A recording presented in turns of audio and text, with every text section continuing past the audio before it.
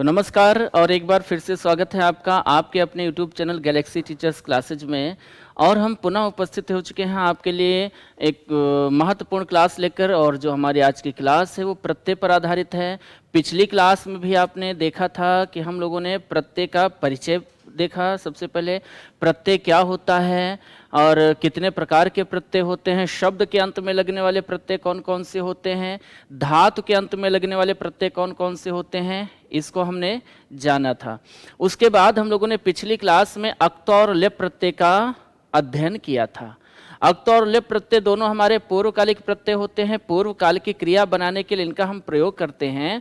तो अक्त और लेप प्रत्यय हम लोग पढ़ चुके हैं।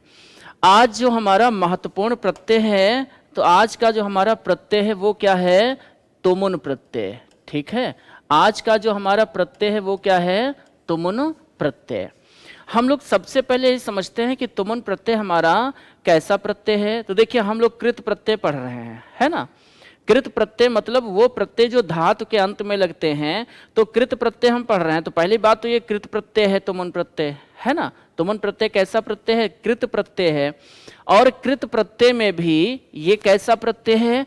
तो ये प्रत्यय हमारा कैसा है? हेतुवाचक है। कैसा है बोलिए? हेतुवाचक प्रत्यय है। ठीक है, हेतुवाचक प्रत्यय है। इसका मतलब यह है कि ये हेतु को बतलाने वाला है। हेतु क्या होता है? हेतु उसको कहते हैं जो कारण होता है। हम जब भी कोई क्रिया करते हैं, हम जब भी कोई कार्य करते हैं, तो हर कार्य के पीछे, हर क्रिया के पीछे कोई ना कोई कारण होता है।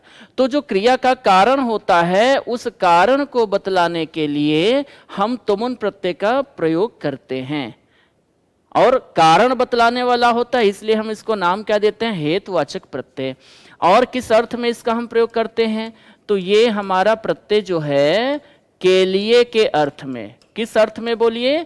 के लिए के अर्थ में इसका प्रयोग किया जाता है। ठीक है, हम तुमुन प्रत्यय को हेतुवाचक प्रत्यय के नाम से जानते हैं। किस अर्थ में इसका हम प्रयोग करते हैं? तो के लिए के अर्थ में इसका प्रयोग किया जाता है। जैसे वह पढ़ने के लिए जाता है। अब जाने की जो क्रिया हो रही है, क्या बोला हमने? वह पढ़ने के लिए, पढ़ने के लिए जाता है। ठीक है, अब यहां पर देखिए, जो वह करता है, इसके द्वारा क्रिया कौन सी हो रही है? जाने की। और ये जो जाने की क्रिया है, इसमें कारण कौन बन रहा है? क्रिया का कारण कौन बन रहा है? तो कारण बन रहा है पढ़ाई करना। के लिए के अर्थ में देखिए है, किस लिए जाता है? पढ़ने के लिए जाता है।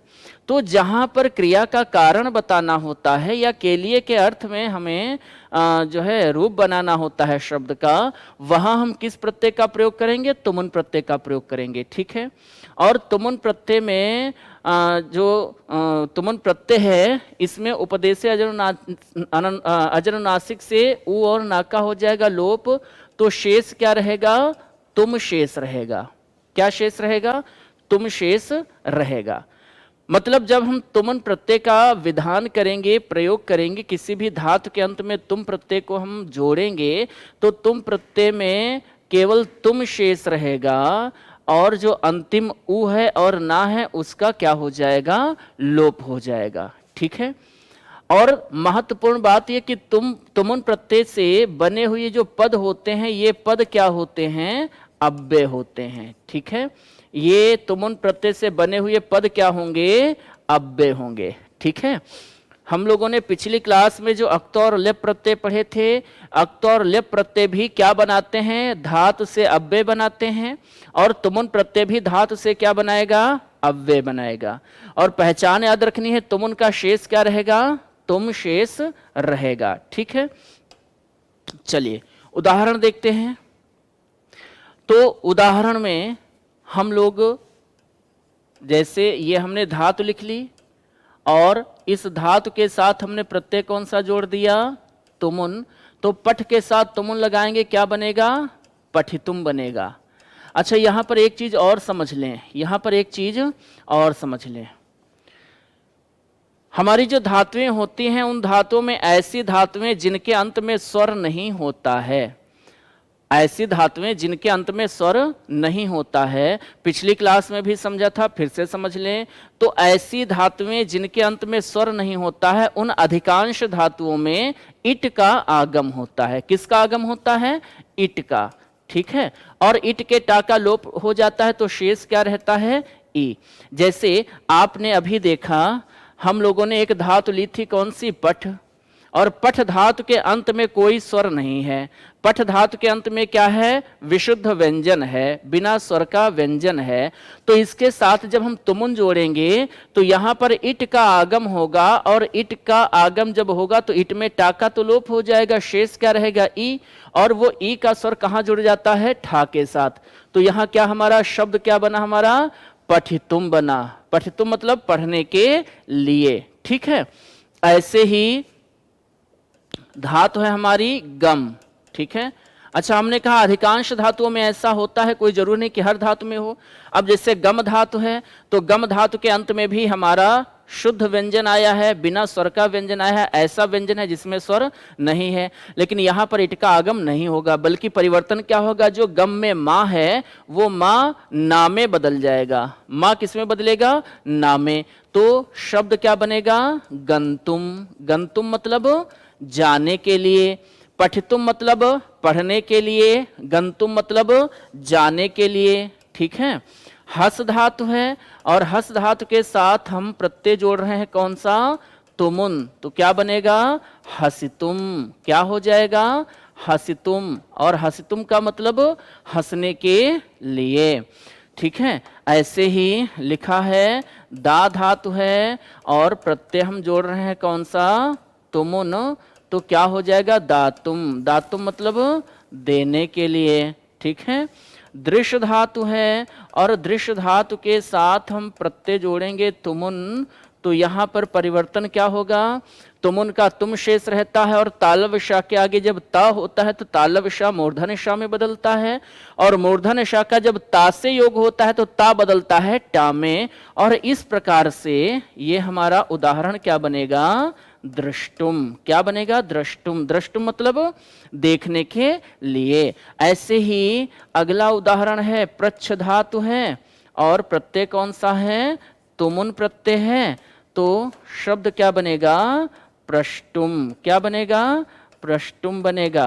ठीक है, अगला उदाहरण देखिए, जैसे लिखा हुआ है, क्री धातु है। क्री धातु का प्रयोग हम करते हैं करने के अर्थ में, है ना। क्री धातु के साथ जब हम जोड़ेंगे तुमुन प्रत्यय तो क्या बनेगा? कर्तुम। कर्तुम मतलब करने के लिए, कर्तुम हो जाएगा।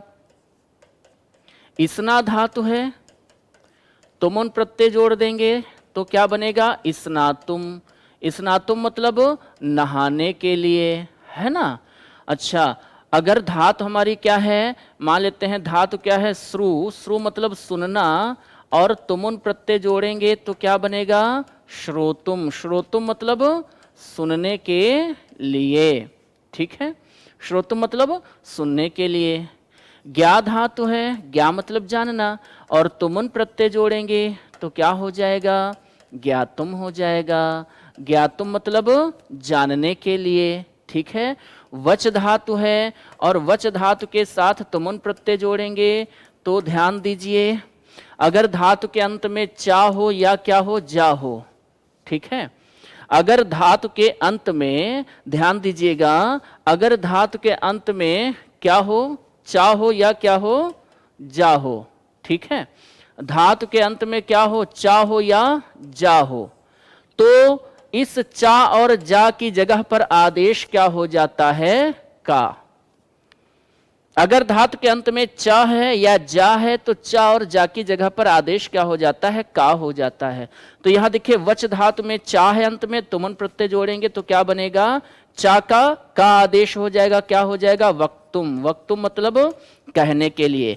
जैसे भुज धातु है, भुज माने भोग करना। ठीक है, और भुज धातु के अंत में क्या है? जा है, तुमुन प्रत्यय जोड़ेंगे तो जा का आदेश हो जाएगा, क्या बनेगा? तुमुन जोड़ेंगे तो क्या बनेगा? भोक्तुम। भोक्तुम मतलब भोग करने के लिए।